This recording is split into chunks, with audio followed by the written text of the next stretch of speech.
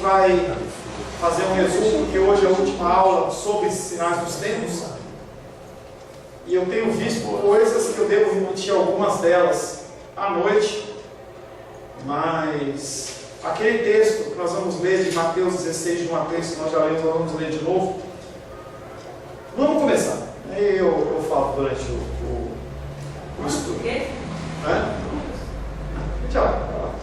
Fazendo um breve resumo, hoje é o terceiro encontro que nós falamos dos sinais do tempo. Semana que vem nós vamos falar que sinais são esses. A gente só falou de terremotos, falou de apostasia, falou bem superficial. A partir da semana que vem eu pretendo falar, se assim o Senhor permitir, sobre esses sinais com detalhes, para que você fique com a orelhinha um pouco mais em pé. E o problema é que você vai ficar um pouquinho mais preocupado. Tá? A gente tem visto coisas aí que até o diabo deve estar duvidando, entendeu? Porque os caras estão aprontando e estão fazendo coisas aí que são realmente sinais dos tempos. E a gente não pode dizer, como a gente já tem estudado, que Jesus Cristo está voltando, é a última hora, mas que a coisa está acirrando, tá? Essa semana eu recebi um e-mail de um pastor e ele falando, bispo lá, e ele falava para mim assim que ele não concorda, não falou que não concorda, mas ele falou a visão tradicional, entendeu? Que é que a igreja não vai sofrer nada. O conceito dos 7 anos. Quando Jesus for voltar, toca a trombeta, nós vamos falar sobre isso. Toca a trombeta, aí a igreja sobe, 3 anos e meio lá, comendo, bebendo, se regalando, e aqui o pau começa a quebrar, e aí depois 3 anos e meio de grande tribulação. É uma interpretação literal, em que basicamente essa doutrina diz que a igreja não vai sofrer nada. Ou seja, os sinais dos tempos eles vão começar após a tribulação. E a gente tem estudado e tem visto que isso é mentira. A gente vê o que está acontecendo nos dias de hoje. Por isso que a gente vai falar dos sinais dos tempos.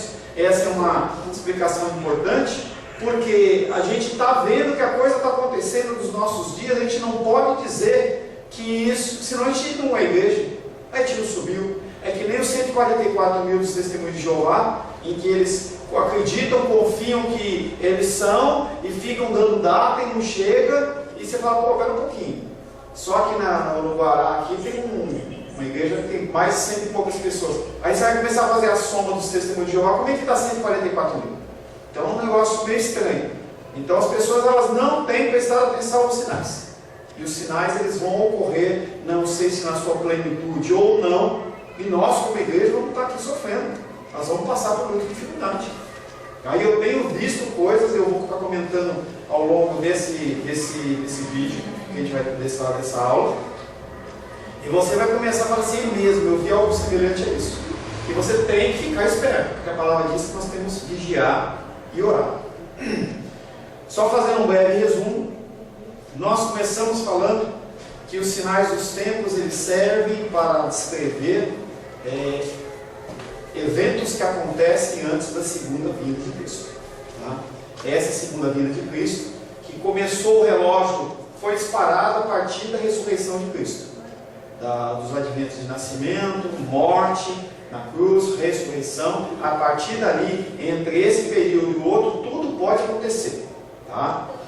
Sinais dos tempos, quando a gente começou a estudar, a gente entendia que você fala em coisas futuras, mas nós temos visto que muitas delas são coisas presentes. E dependendo da época, então é um sinal passado, ou é um sinal presente, ou é um sinal futuro. Para nós, coisas como, por exemplo, a ressurreição de Cristo é um evento passado, tá? É onde deflagra realmente o início do fim. Você começa uma cronometragem, digamos assim, sem saber qual é o fim, mas o início foi ali, tá? Nós lemos, abre o texto de Mateus 16, de 1 a 3, nós vamos ler rapidamente, eu vou ler, porque é o texto que é o texto básico para a gente. É o único texto na Bíblia que usa essa expressão sinais dos tempos. Mateus capítulo 16, versos 1, 2 e 3. Hoje não tem o meu leitor, eu leio. Aproximando-se os fariseus e saduceus, tentando pediram-lhe que lhe mostrasse um sinal vindo dos céus. Ele, porém, respondeu: chegada a tarde, dizeis, haverá bom tempo, porque o céu está avermelhado pela manhã. Hoje haverá tempestade, porque o céu está de um vermelho sombrio. sabeis na verdade discernir o aspecto do céu e não podeis discernir os sinais dos tempos? Essa é a única passagem na Bíblia que usa essa expressão. E aí hoje de manhã minha tia falou assim, poxa, eu olhei para o céu assim, achei que ia chover.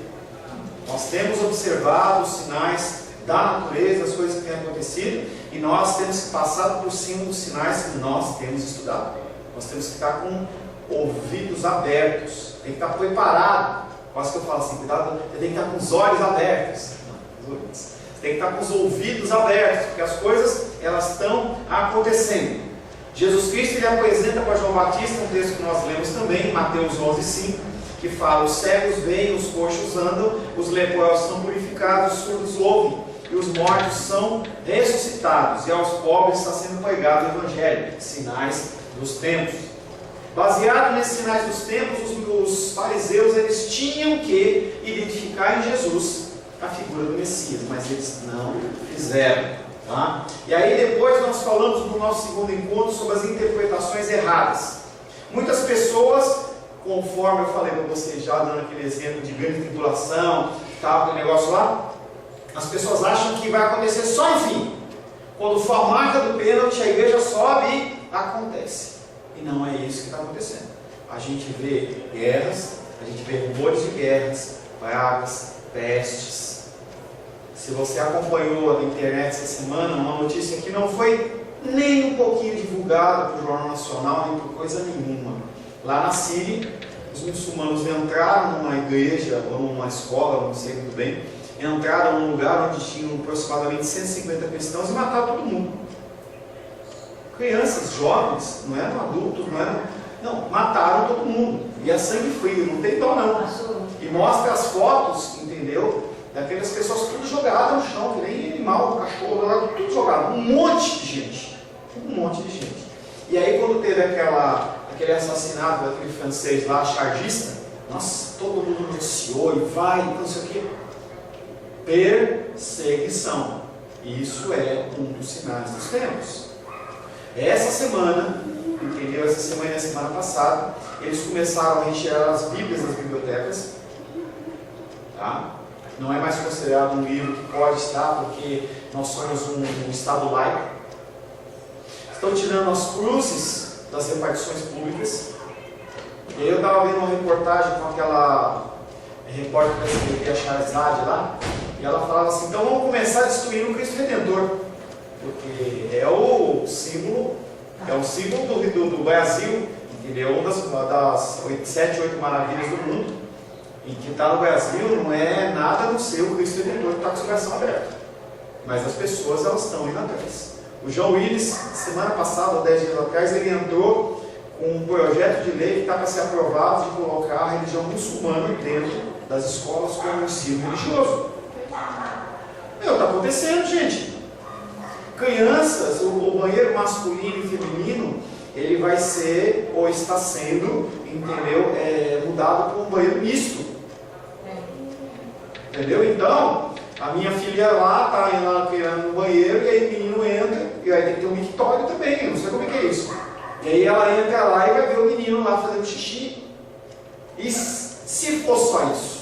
Porque a gente sabe que tem as crianças com idade tenra ainda, com um pensamento malicioso e maldoso, e com a mente totalmente deturpada. E como é que fica? Se você falar alguma coisa, você vai ser homofóbico, e você vai preso. Então, esses sinais, eles estão acontecendo nos nossos dias de hoje. Isso é sinalização de que a coisa está apertando. Você vê que o presidente da Câmara, que é evangélico, e todo ele está fazendo itinerante, né? Os pais nasceram. Todo lugar ele vai, porque ele é homofóbico, né? Entendeu? Então, hoje você se posicionar, quer dizer que você é homofóbico. Já falei para vocês e vou falar de novo. Você ainda vai viver preso. Não tem como, tia. Porque vai vir um dia ou não, um casal de homossexuais e fala assim, eu quero ser casado. E a gente está vendo uma série ontem na televisão, em que era exatamente sobre isso. Em que o casal homossexual chegou numa confeitaria lá, e a mulher não quis vender o bolo para ela. porque ela era uma cristã protestante, e ela não acreditava, ela não entendia como ela podendo avalizar, digamos assim, com o produto dela, o casamento homossexual. Foi processada e perdeu. Então, se chegar isso aqui, nós vamos ser presos. Essa é a realidade dos sinais do tempo. Então, as pessoas acham que os sinais vão acontecer apenas no fim, não vão, estão acontecendo hoje. Os sinais serão exclusivamente anormais, espetaculares e catastróficos. As pessoas estão esperando que apareça um anjo grandão, com o cabelo todo cacheado, entendeu? Do tamanho de um prédio de 3 andares, tocando uma trombeta, ou cantando, ou aparecendo alguma coisa, para que as pessoas se convençam. Esses sinais vão acontecer, sim, mas não somos só eles. Senão, como é que a gente pode ficar vigiando e orando? É só você esperar acontecer uma coisa absurda. Mas matar 150 cristãos de uma vez não é um sinal absurdo? Essas coisas que eu relatei não são coisas absurdas. Mas as pessoas elas estão aguardando que esses sinais ocorram para elas se posicionarem. Nossos entes queridos, nossos familiares, pessoas que nós conhecemos, continuam com a vida dela largadinha, fazendo o que quer, porque acha que tem tempo. Não acredita, nós já falamos bastante sobre isso. Acha que vai demorar, entendeu? Acha que tem tempo. Tudo isso as pessoas acham, entendeu? Tudo isso as pessoas acham. E nós não podemos fazer absolutamente nada a não ser se entristecer, orar e confiar em Deus. Mas entendendo que esses sinais prodigiosos elas não fazem necessariamente referência a Deus. E nós lemos 2 textos, eu vou ler um só, que está em 2 Tessalonicenses 2, 9 a 10, que nós já lemos. Ora, o aparecimento do iníquo, ou anticristo, é segundo a eficácia de Satanás, com todo poder, e sinais e prodígios de mentira, e com todo engano de injustiça aos que perecem, porque não acolheram o amor da verdade para serem salvos. Então você apresenta amor, a pessoa não quer. Você apresenta milagres, eu quero. As igrejas hoje estão estourando de gente, porque as pessoas apresentam milagres. E eu falei, estava dando aula em Ceilândia ontem, eu estava falando, eu não posso falar o termo porque está gravando, mas tem uma figura eclesiástica, não vou falar o nome, que a gente tem que tomar cuidado em relação a isso agora, porque as pessoas estão assistindo, tá? E aí a pessoa, ela tem uma campanha, que ele pegou o nome de uma tribo lá, do rei Manassés. Manassés foi bonzinho. Manassés é para ele. Manassés foi o pior rei de Israel. Foi o pior. E aí a pessoa está fazendo a campanha de Manassés. E aí mostra uma igreja grande, a pessoa sobe, ela tem problema de vício de fumo, e ele começa a entrevistar aquela mulher, e chega para aquela mulher e fala assim: o que você fez com o mastro? Eu joguei fora. Eu quero parar de fumar, mas eu não consigo. Aí ele falou assim: não. Pegou um cigarro, não sei de onde, deu na mão dela e falou assim: acende. Ela falou: não, pastor, eu não vou acender não, estou no altar. Acende, vai ser o último cigarro que você vai fumar. Que é isso, pastor? Não vou fazer isso. Acende. Tirou um cigarro, não sei de onde, escreveu, acendeu. Dá uma tragada. Pastor, o que é isso? Dá uma tragada, vai ser a última. Pegou uma toalhinha normal, colocou na cabeça dela.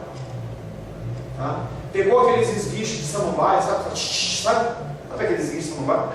Foi na cabeça dele, deu 3, 4 esguichados. Colocou a mão na cabeça dela e falou assim: eu vou orar agora, porque você vai receber a unção de Manassés. E a unção de Manassés é a seguinte: a unção de Manassés é a seguinte. Eu vou orar por você e essa unção tem o seguinte significado: quando eu orar por você, Deus ele vai vir com a unção de Manassés sobre a sua cabeça, sobre a sua vida, e você vai esquecer que você já fumou. Então Deus vai apagar da sua mente essa ideia. Então, como ele vai apagar, você não vai lembrar mais e você não vai fumar mais. E aí ele começou aquelas negócios tá lá, e o cara ainda pegou o negócio, deu mais uns 3 bichinhos, ele deu um saco na mão daquela mulher e ela parou de fumar. Sinais e maravilhas estão apresentados. Aí eu pergunto para você, falando na quarta-feira: alguém já viu sobre algum profeta, algum discípulo, Jesus, algum homem de Deus da Bíblia, que fala que tem uma unção de Manassés? Você já leu? Tem que? Unção de Manassés. Você já leu mais uma vez a Bíblia, Diego? Eu já li a Bíblia uma vez, quase duas. Tá, você viu alguma vez escrito que uma unção de Manassés? Paulo fez isso? João fez isso, né? Alguém fez isso? E por que o cara está inventando? Porque as pessoas elas preferem os sinais, porque preferem os sinais do que as palavras. Os fariseus queriam isso e os seres humanos hoje querem isso. Se nós fizermos uma campanha, gente, que eu estou falando para vocês, se a gente fizer uma campanha de colocar uma faixa na porta, eu falei isso em Ceilândia uma vez. Se a gente fizer uma faixa na porta e colocar assim, campanha do corpo fechado, vem aqui que nós vamos orar para que a sua família não sofra assaltos, não sofra roubo, e nós vamos fazer uma unção especial. Não vai ter espaço aqui dentro. Mas não é isso que eles estão fazendo. Terceira maneira errada que nós falamos foi que esses sinais dos tempos, eles não são cronometrados, você não tem como definir, a gente já falou sobre isso, não há como você definir uma data, você não tem como estabelecer um cronograma. Falamos também na semana passada, então, como nós devemos entender esses sinais, porque na verdade nós temos que saber entender esses sinais para poder discernir e fazer as coisas. Entendemos também que todos esses sinais, na sua grande maioria, na sua grande importância, eles são na nossa vida diária. Na nossa vida diária. Os sinais dos tempos também apontam para o futuro? Sim. Apontam também para o passado? Sim. Apontam para o presente? Sim. Nós temos que estar vigilantes o tempo todo o tempo. Abra a palavra de Deus, vamos começar hoje em Mateus 24, vamos ler 24:14. Vamos apenas citar alguns dos sinais. Eu estou de olho nele, pode ficar tranquilo. Mateus capítulo 24, verso 14. A quem achou, leia por gentileza. Este evangelho do reino será pregado em todo o mundo e testemunho a todas as gentes, então virá o fim. Um sinal está aí. O evangelho do Senhor, ele tem que alcançar as vidas.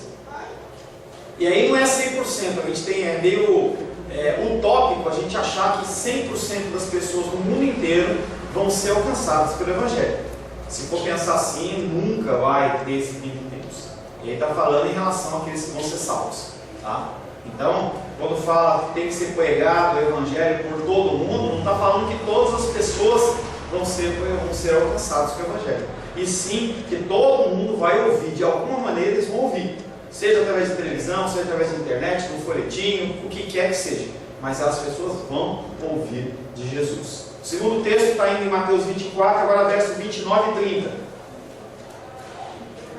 Logo em seguida, a tribulação daqueles dias, o sol escurecerá, a lua não dará a sua claridade, as estrelas cairão do firmamento, e os poderes dos céus serão abalados. Então aparecerá no céu o sinal do Filho do Homem.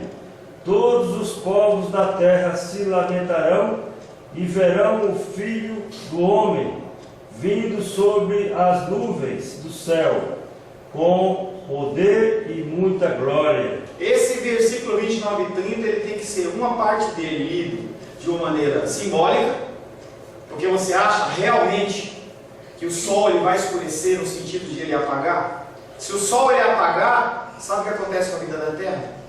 Era glacial.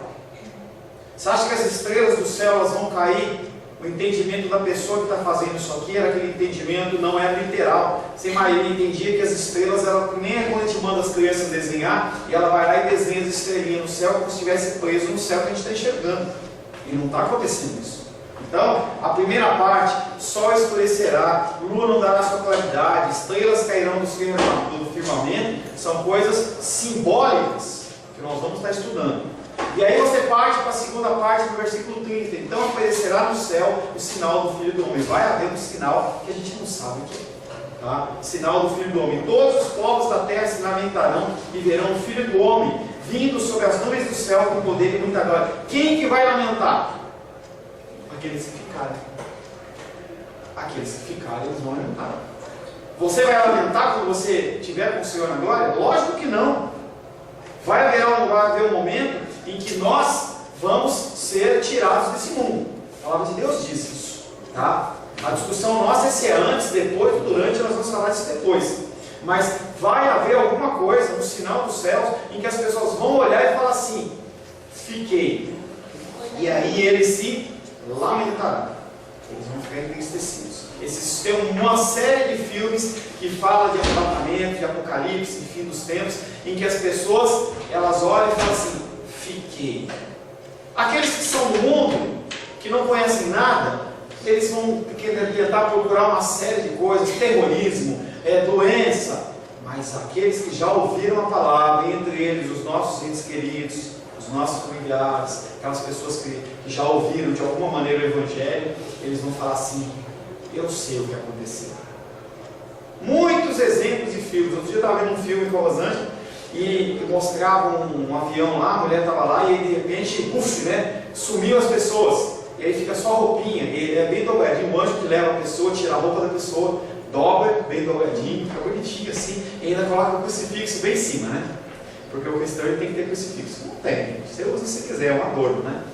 E aí coloca lá o crucifixozinho, e aí a menina começa a ficar apavorada, liga para a mãe, não consegue, liga para o irmão, não consegue, porque eles são cristãos professos. E aí vai falar para o pai que está separado da mãe, o pai ficou, chega lá na igreja, está o pastor. Chegou lá e encontrou o pastor. Ele falou: pastor, eu lembro quando eu estava aqui na escola dominical e o senhor falava disso. Isso aconteceu. Eu falei: realmente aconteceu. Pastor, por que você ficou? Ele falou assim: eu sabia da palavra de Deus, eu conhecia todos os textos, já tinha lido um monte dele da Bíblia. Então eu falava com técnicas, tal, as pessoas, eu sabia falar, mas já tinha um tempo que eu não acreditava mais naquilo. Gente, como tem pastor que vai ficar? Ontem eu estava aqui com o João e com o Sebastião, e aí o João chegou para mim e falou assim: e aí, pastor, quem que peca mais, né? É a ovelha ou o pastor? Eu falei: lógico que é o pastor. A gente estuda mais, a gente busca mais, a palavra de Deus diz que quem recebe mais vai ser mais cobrado. Então tem esse cuidado. Cada vez que você busca: pastor, não vou estudar mais, você vai colocar uma venda nos seus olhos e você vai ser pego de calça curta do mesmo jeito. Então não tem saída. O negócio é a gente estudar para a gente poder tomar cuidado com as situações. Ontem eu fiz uma brincadeira com o Sebastião que eu vou fazer com vocês agora. 3 portas. Imagina 3 portas. Porta número 1, porta número 2 e porta número 3. Não vai falar esse lado. Na porta número 1, você tem que entrar por uma dessas 3 portas, tá? Na porta número 1 tem vários assassinos. Eu também quero brincar. Você também. Porta número 1 tem assassinos. Pessoas que não vão perdoar você, vão te matar. Na porta número 2 tem um leão que está morrendo de fome. Faz 30 anos que ele não come. Na porta número 3, fogo. Fogo como do inferno. Ali naquela porta. Você tem que passar por uma dessas 3 portas. Qual porta você passa? Eu passo. Primeiro, assassinos. Sebastião disse que passava no fogo, acho que era. Qual a porta que você entra? Qual a porta que você entra, Arthur? A do leão. A do leão? Por que a do leão? É feio. Sem querer. Coitado, ele tá com fome. Ele acertou chutando, né? Na verdade, eu falei para vocês que na porta número 2 tinha um e ele estava morrendo de quanto tempo fazer aquilo comigo? 30 dias, ele está morto, gente. Brincadeira com vocês, tá? A porta número 2 é a porta do leão. Mas nós temos que escolher portas na nossa vida. O que você quer para a sua vida? Você quer ser um cristão verdadeiro ou não? Para que você tome decisões, você tem que ser pautado na palavra, você tem que seguir os caminhos do Senhor. E aí Elias já falava com aqueles homens de Israel: se você quer servir a Deus, sirva a Deus. Você quer servir a Baal? Sirva a Baal. É o que eu tenho falado com as pessoas. Você quer viver a sua vida? Viva! Vai ser pseudo feliz. Ele vai cair na esbórnia, vai encher a cara. Pastor, você está falando isso? Estou, ué. Se o cara quer fazer isso, o que eu posso fazer? É o Espírito Santo que tem que convencer ele. Você está falando a verdade para a pessoa.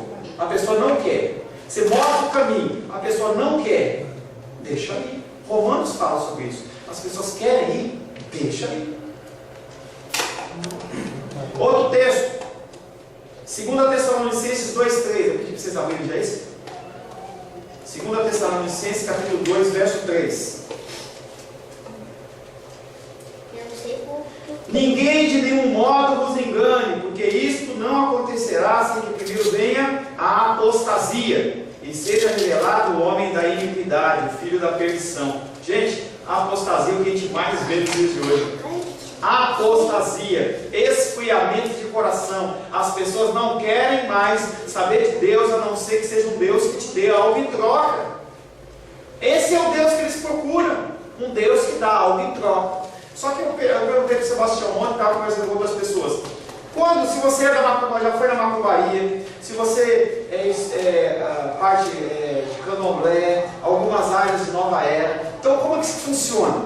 Você vai à divindade, você oferece algo a ela, Titia era, né? Você oferece algo a ela, para ela te dar algo em troca. Não é isso que a gente tem feito na igreja? Espero que não, nem eu, nem você. Mas não é isso que as pessoas têm feito isso na igreja? Elas vão para a igreja esperando receber a bênção. Não é mais bênção, não é bênção. Vamos lá receber bênção. Se não teve a bênção, a igreja não é forte. Eu vou procurar uma outra igreja. Porque eles não estão querendo o ensino, não estão querendo o Senhor da bênção, mas eles estão querendo só a bênção. E aí quando o católico faz a promessa dele lá para Santo Antônio, o Santo Antônio não ajuda, o que você faz com ele? Vira de cabeça para baixo. Você pune o Santo Antônio. Mas aí as pessoas acham que estão punindo Deus.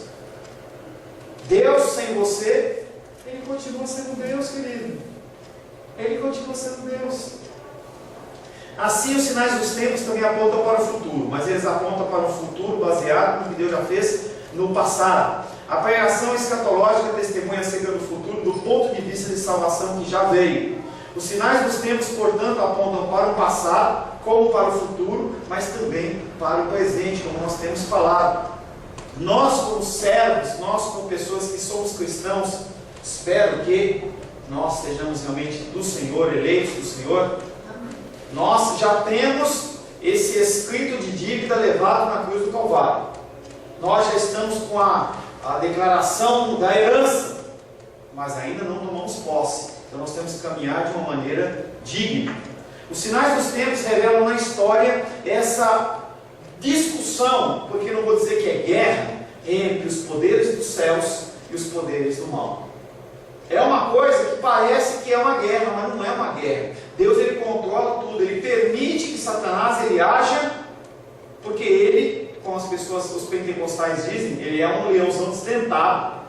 As pessoas falam que está leão desdentado, Ele não tem poder. Tanto que Ele não pode nem ficar ao nosso redor. Ele fica onde, meu Sebastião? Ao nosso derredor. Mas tem um conflito, entendeu? Porque foi lhe dado uma autoridade para agir no mundo. E Ele age no mundo. E nós temos a figura do eu, sua carne, que te induz ao pecado. Tem o mundo, que te induz ao pecado. E tem Satanás. São três forças que nos induzem ao pecado, que guerreiam contra o nosso espírito. Só que não vai haver nada diferente na igreja até que haja juízo. Então as pessoas, e a gente conhece essa expressão, tenho brincado bastante com ela, Deus vai fazer uma limpeza na igreja. Já ouviu isso, né, Gil? Deus vai fazer uma limpeza na igreja. Gente, a palavra de Deus está dizendo que vai ter sempre joio e trigo.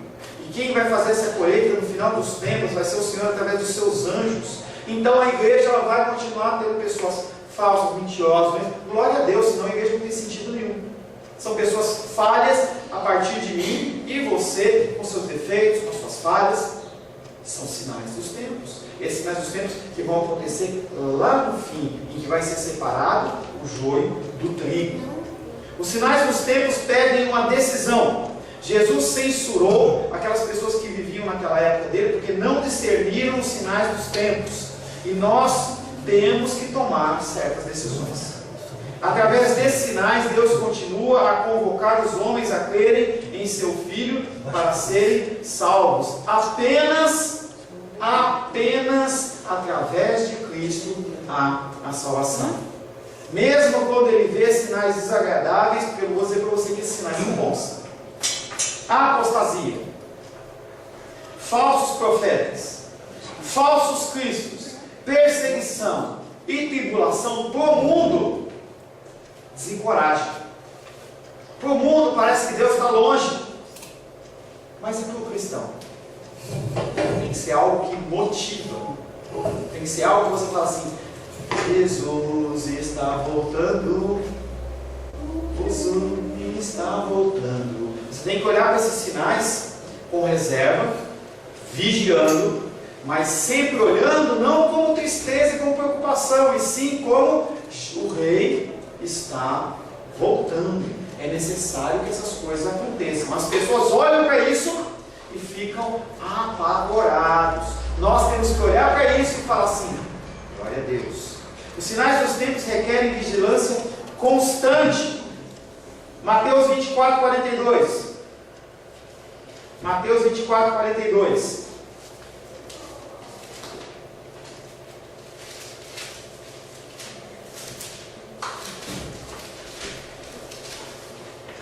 Portanto, vigiai, porque não sabeis em que dia vem o vosso Senhor. É tão claro esse versículo. A gente tem que estar com o olho aberto.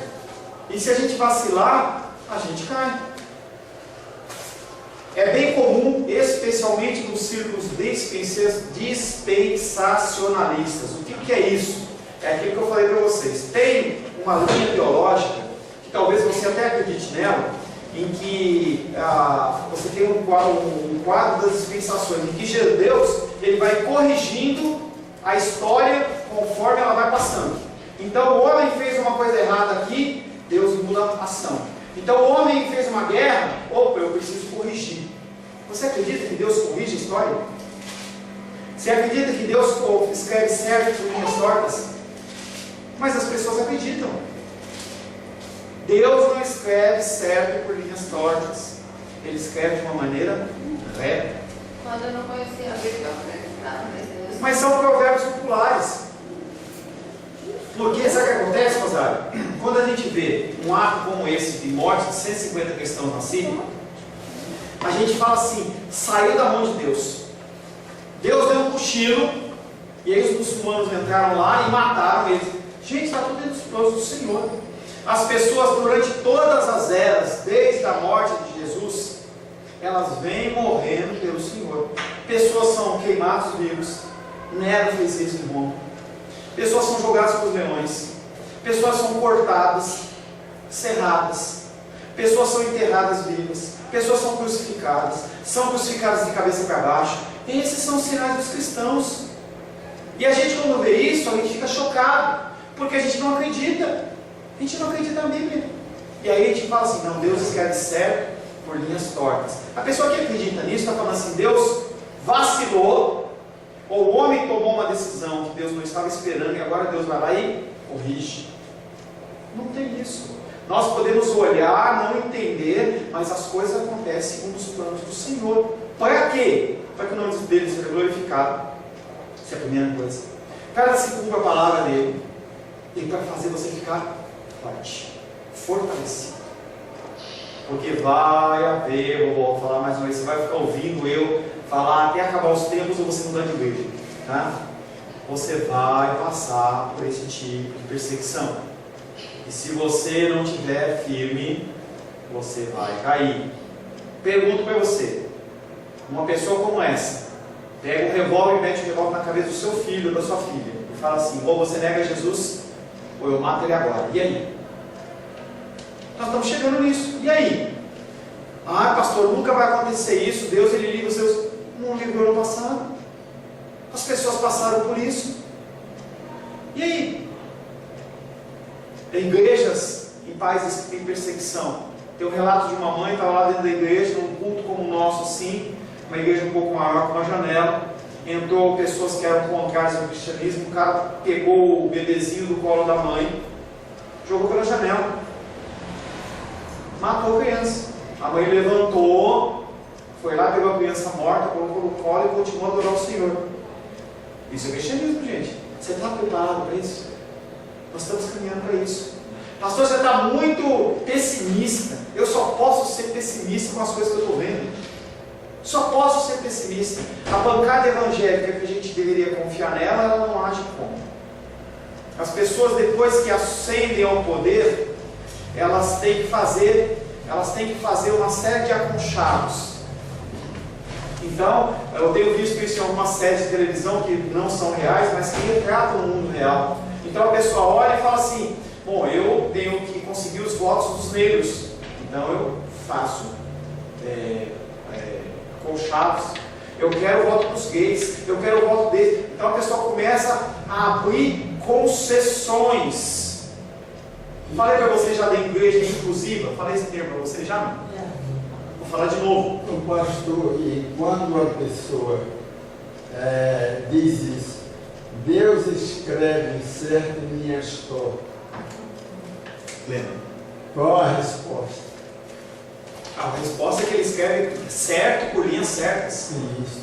Não é certo por linhas tortas. Certo por linhas certas. Ele não escreve errado. Não escreve errado. Quem escreve errado é a gente. Tá? Igreja, eu vou falar mais uma vez sobre igreja inclusiva. A Rosário não estava semana passada, a gente também não. Igreja inclusiva. Eu vi uma revista que lá em Plano Piloto estão aceitando os casais, né? Qualquer coisa. Igreja inclusiva quer dizer, todo mundo que quiser, pode. Passe a igreja inclusiva, você é obrigado a aceitar tudo.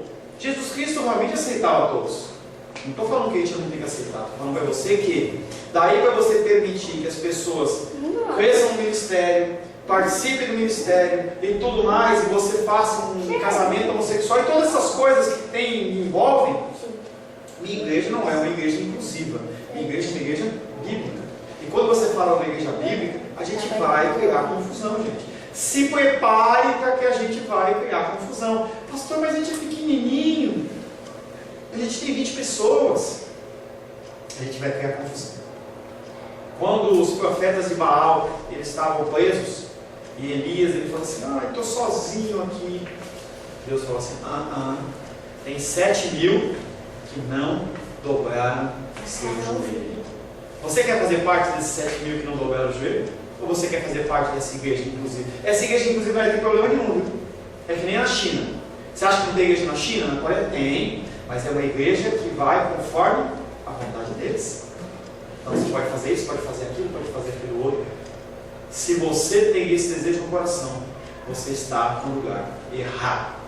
Tá? Nós vamos arranjar confusão, nós vamos arranjar discussão, as pessoas vão qualquer hora ver o vídeo, vão vir, vão reclamar. As pessoas vão chegar para você e perguntar: qual o seu posicionamento em relação a isso?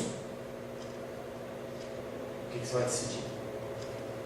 Mais à frente, essa posição que nós falamos sobre Deus está corrigindo a igreja, corrigindo os tempos, ou corrigindo as situações que nós como seres humanos vimos. Nós vamos estar falando mais sobre isso. Nós vamos ver que realmente isso aí está errado. Conforme veremos adiante, não há base bíblica nenhuma sólida para dividirmos a segunda vinda de Cristo nessas duas etapas. Embora os sinais dos tempos efetivamente tenham estado presentes ao longo de toda a história cristã, parece que antes da volta de Cristo, alguns desses sinais assumirão uma forma mais intensa. A gente vai ver que as coisas vão ficar, que a chapa vai esquentar. A apostasia será muito mais difundida.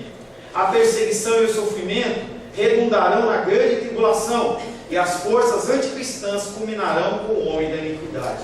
Você vai começar a ver cada vez mais esses sinais. Temos de estar preparados para a possibilidade de que a segunda volta de Cristo ainda esteja bem distante. Pode ser que a gente não viva na nossa geração. E aí nós temos a obrigação de formar os nossos filhos para viverem nesse tempo. Não, mas eu não quero, entendeu? Eu não vou proibir meu filho de participar disso, proibir meu filho de participar daquilo, porque senão ele vai ficar traumatizado. O maior trauma ele vai ter se ele ficar. Por outro lado, afirmar com certeza que a segunda volta de Cristo está muito distante também está errado. A gente tem que viver na completa vigilância todos os dias. O tempo exato da segunda volta nos é desconhecido. Nem o Pai, ou melhor, nem o Filho, nem os anjos, nem os demônios, ninguém conhece o tempo dessa volta. O tempo exato nos é desconhecido. Não sabemos exatamente como os sinais do tempo ou quando eles vão se intensificar. Essa incerteza diz: estejam preparados. Quando as pessoas estão preparadas para uma guerra, começa-se uma preparação e a pessoa não sabe quando, ela é reservista, ela está sempre preparada. Se houver uma guerra, liga para o cara, manda uma carta, manda um e-mail e fala assim: você está convocado a comparecer no batalhão tal, porque nós estamos em guerra. Não, mas eu não estou pronto. Não importa. Você teve todo um tempo de treinamento, você teve um tempo para se preparar. O nosso tempo de preparação é esse: estudar a palavra, ler a palavra, orar a palavra. Temos que ter o nosso fazer, nosso passeio e tudo mais, mas nós temos que estar preparados. Também dizer que a volta de Cristo é iminente. Vai acontecer amanhã. Pode acontecer? Pode, mas a gente tem que viver de que maneira? E aí tem uma frase que eu peguei aqui que fala assim: nós temos que viver como se Cristo tivesse morrido ontem, ressuscitado amanhã, ressuscitado na manhã e estivesse voltando no dia seguinte. É bem o contexto da Páscoa. Sexta-feira ele morreu, no domingo ele ressuscitou. Nós temos que viver nesse tipo de pensamento. Então, nós temos que estar ligados, nós temos que estar espertos. A pessoa, voltando ao exemplo da guerra, quando você está em guerra, você fica ligado. Tem um vídeo do John Piper, que eu não vou passar aqui porque não dá tempo, mas esse vídeo ele fala assim, que quando você está em guerra, eu vejo aqueles filmes do Vietnã, a pessoa está lá no meio do matinho escondido, o cara pisou no galho, o cara vira. Ouviu um barulho estranho, o cara nem respira. E a gente tem que ficar aí. Pastor, mas é uma neura, a gente vai ficar desse jeito, assim mesmo? É isso que a Bíblia nos exorta. Porque se nós estivermos naquele dia, se nós formos encontrados nessa situação, vai ser que nem as virgens nécias. Eu estou sem óleo, me empresta um pouquinho do seu óleo. Naquela época ainda poderia emprestar. Você não pode chegar, por exemplo, para a Gilda e falar: Gilda, me empresta um pouquinho do teu óleo, do teu cristianismo, porque o meu está meio fraco. Dá para emprestar um pouquinho, Sebastião, da tua oração para mim? Irmão Cláudio, dá para você emprestar um pouquinho mais da sua comunhão com Deus para mim? Ou da sua fé? Da sua fé? Você pode me emprestar, Dedé, um pouquinho da sua fé? Porque você tem lido, você tem buscado, você tem uma fé que eu admiro, mas a minha fé está fraquinha. Você pode me emprestar? Pode. Isso. Naquele dia, você vai ser pego de calça curta. O que é esse provérbio popular? Ser pego de calça curta. Não sei se você já parou para pensar nisso. Ser pego de calça curta é, eu entendo, você tem que estar num lugar, por exemplo, bem vestido e você está de calça curta. É isso? Não. É short. Short. Em um lugar. Você tem que se apresentar com uma autoridade. É agora. Palácio Buriti, por exemplo. Palácio do Buriti, você está de short. Sem camiseta, não. Essa semana teve uma notícia de uma audiência do Obama, do presidente dos Estados Unidos, com uma série de pessoas, e era uma reunião que falaram para o cara que era informal. E aí ele foi encontrar o presidente dos Estados Unidos em camisa polo. Camiseta. Foi notícia. Ou seja, ele foi pego de calça curta. Ele atendeu e tudo mais, mas com Cristo a gente não pode ser pego de calça curta. Amém? Senhor, em nome de Jesus, queremos agradecer ao Senhor por esse breve exposição sobre os sinais dos tempos. Que o Senhor possa, Pai querido, fazer com que nós sejamos ligados na Tua Palavra. Que nós possamos, Pai querido, em nome de Jesus, estar vigilantes nas coisas do Senhor. Em nome de Jesus. Amém.